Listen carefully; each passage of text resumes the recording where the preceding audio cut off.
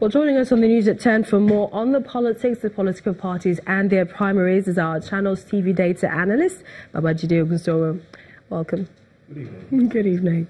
All right, so, excuse me, today is officially the last day for all 91 political parties to conduct their primaries to decide on their candidates for next year's election.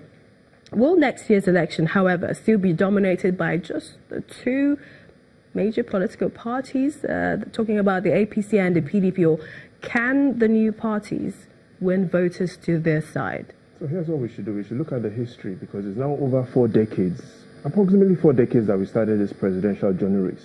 But here's what is interesting. We're just 132 days away to next year's presidential election, something that most observers say will be the most watched ballot box movie in Africa's history. So here's some popcorn for you to have while enjoying next year's movie. But more than enjoying next year's movie, you can play a role. You can be in the movie as well by voting. And so, yes, enjoying the movie is important, but even being part of next year's movie is also good.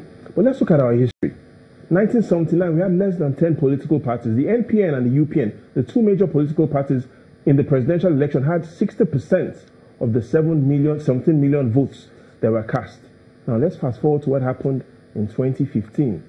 14 political parties, but the APC and the PDP during the presidential election garnered 99% of the votes. And so we've seen how fewer political parties are dominating the election. Right now, we have 91 registered political parties. The question is, which other parties, apart from the APC and the PDP, can play a significant role in the governorship space? We only have 3 political parties right now: ABGA, the APC, and the PDP. So, Millicent, the question we should ask is, what is the challenge with other parties? And we can find the answer in what the professor of leadership, Lee Bowman, says. He says, vision without strategy is just an illusion. And so we have a lot of political parties. Yes, they have a vision, but they don't have that winning strategy. They sometimes complain about they need more funding and they need a clear structure and a clear plan to win. But here's what they need more.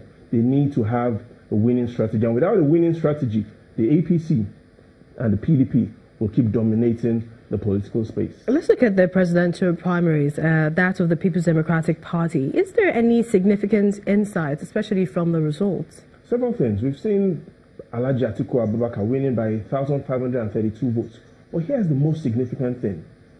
The votes he gathered is more than the combined votes of all the 7 presidential candidates from the Northwest, plus the 3 presidential candidates from the North Central. In simple terms, Atiku gathered more votes than 10 of the presidential candidates combined together.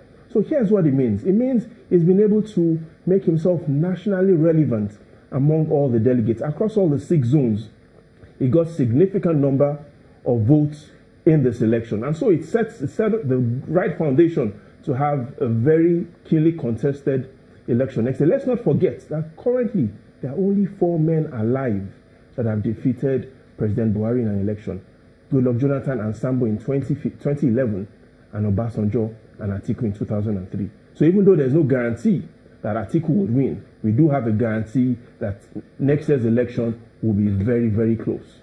Let's look at some of the factors perhaps that influence voter behavior during the general elections. What are they? Lots of factors, Melissa, but let's look at 3. First is the zonal strategy. President Buhari won because he had a zonal strategy. He won in the Northwest, North Central, Northeast, and Southwest, 4 zones. Let's look at what happened in 2003 when Atiku and Obasanjo also won.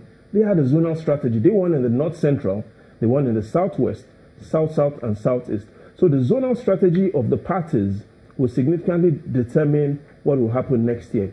The second is the science of persuasion. How will these parties persuade voters to vote for them? Will it be based on their manifestos, or will it be based on several other things? So science of persuasion will play an important role. And the third most important role will be jobs. The NBS tells us that unemployment rate right now is 40%. Listen, that's the worst rate in over half a century. And even though the president as well will be looking at selling and marketing himself across the various areas he's performed, the PDP will try to focus on areas that a lot of young Nigerians are complaining about. So zonal strategy, the science of persuasion and the messaging will really determine what will happen next year. So apart from the influence of voter behavior, how do we expect other candidates, especially for the elections, what are their chances?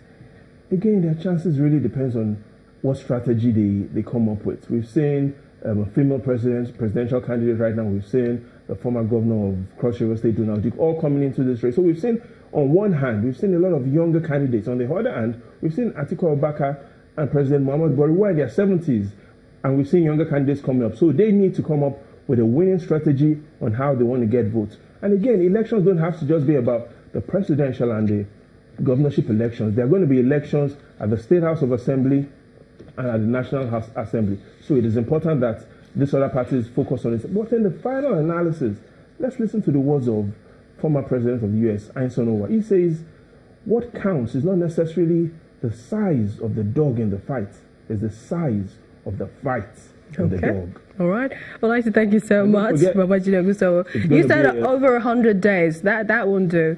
You sure? Yes. But you have to be part of this meeting because it's going to be an interesting one. Many thanks for joining us on the news at 10.